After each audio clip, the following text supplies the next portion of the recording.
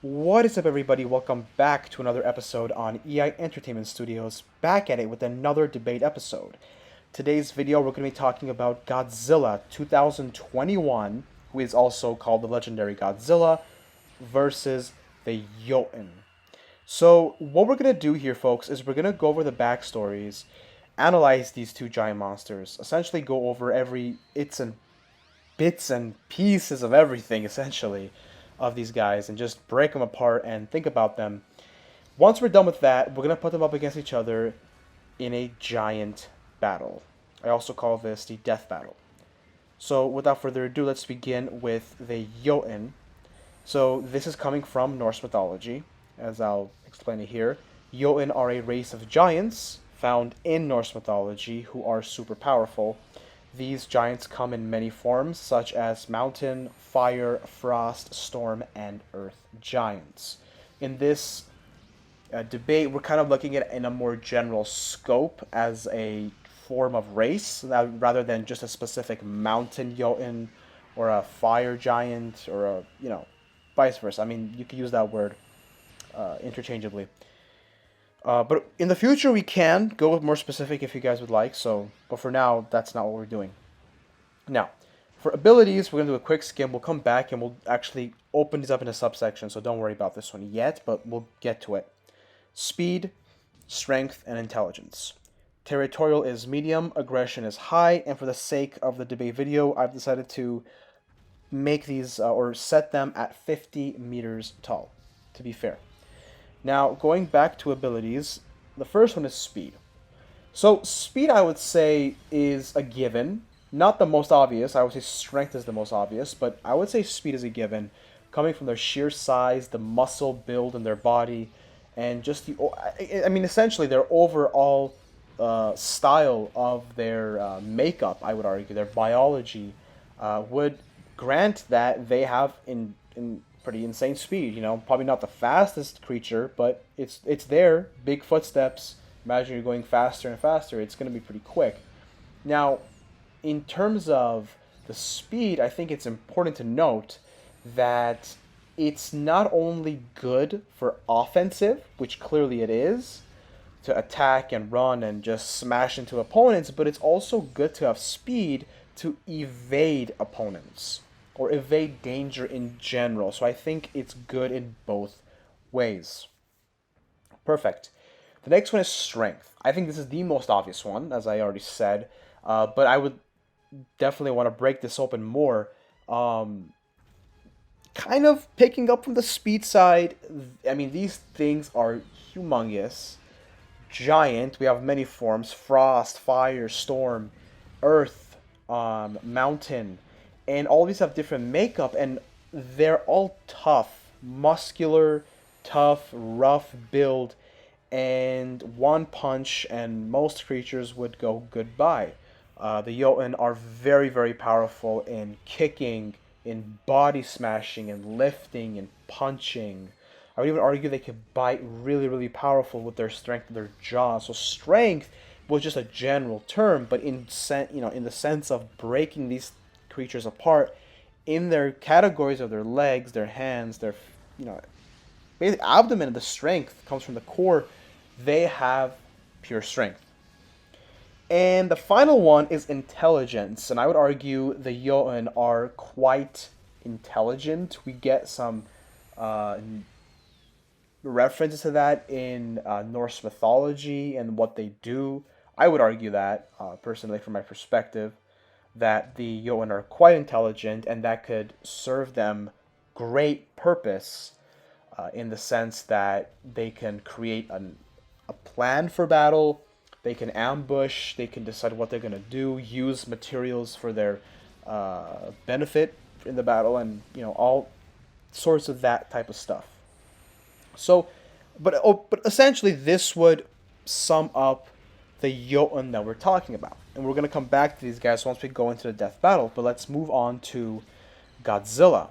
Now, Godzilla and by the way, when I talk about Godzilla, I kind of tried making you guys understand this one. I'm sure many of you guys caught it.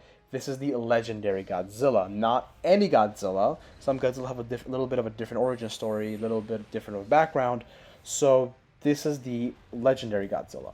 And Godzilla is an ancient alpha predator who was awoken by the nuclear bomb.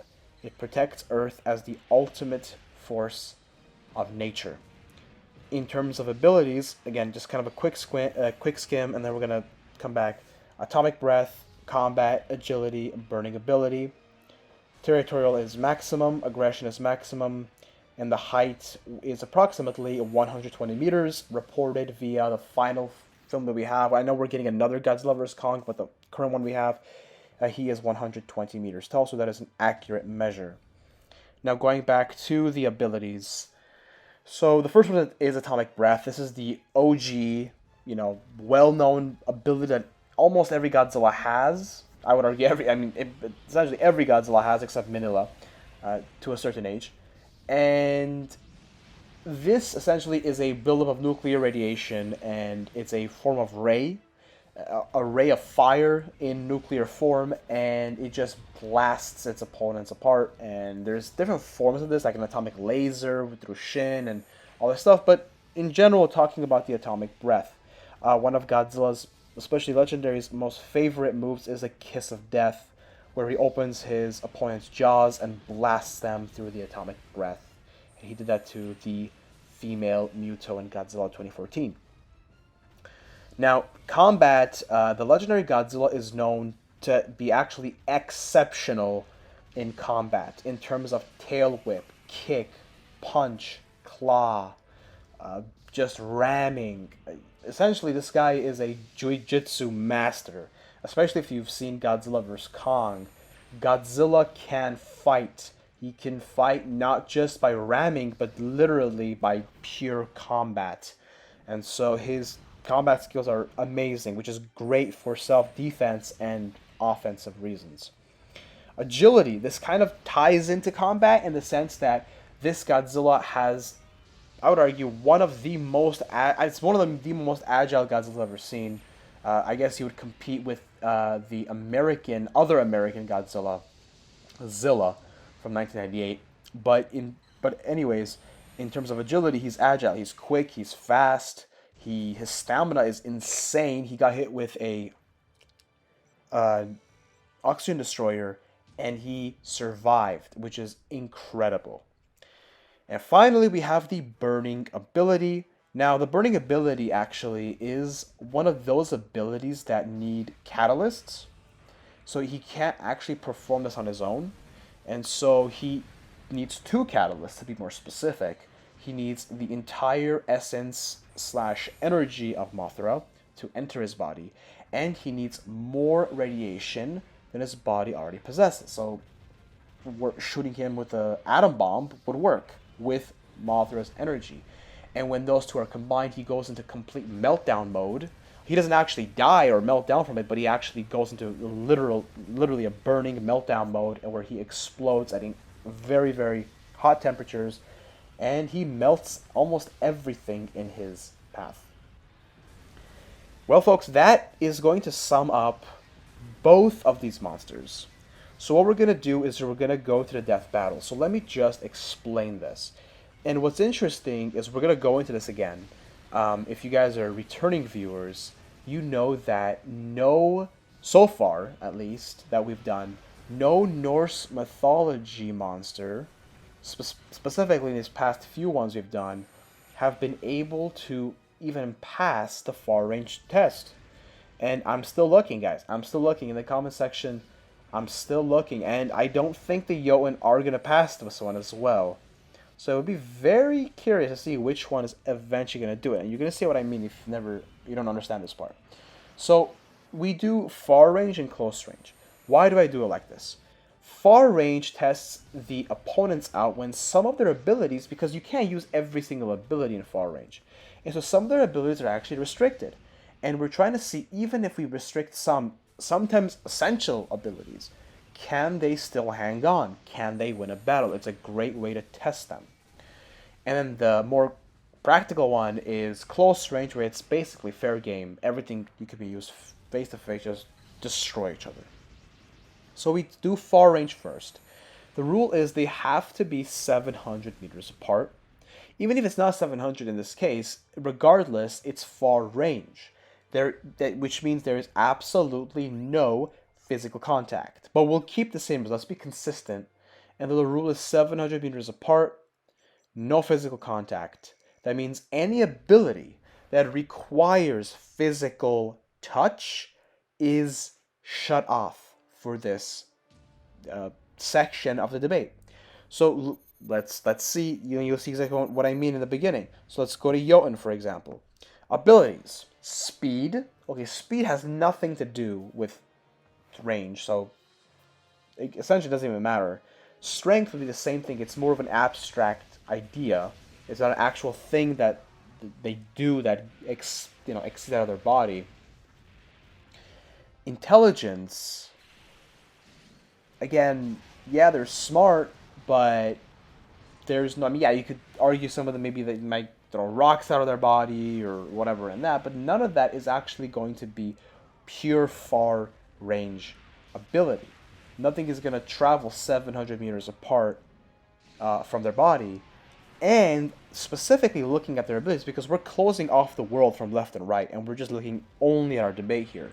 So I actually have no ability that would be used as far range. An example of far range ability would be an atomic breath, or atomic laser, or some type of, I don't know, poison that exits out of the body. So they don't possess that. And if you don't possess a far range ability, you automatically forfeit. So in this case, Jotun forfeit in far range, and Godzilla will take the win for far range. And it's as simple as that. I'm still looking for a Norse mythology monster who can actually do a far range battle. I'm seriously, I'm going to continue looking, but I haven't found one yet. Okay, but now going into close range. What can they do? So essentially every ability is fair game, so I'm not even going to go over the abilities. But going off of the aggression, Godzilla is maximum. Jotun aggression I've rated as high. So essentially they're both there, almost. So it goes to the level of Territorial, right? And we know Godzilla is maximum in Territorial as well. He's a guardian.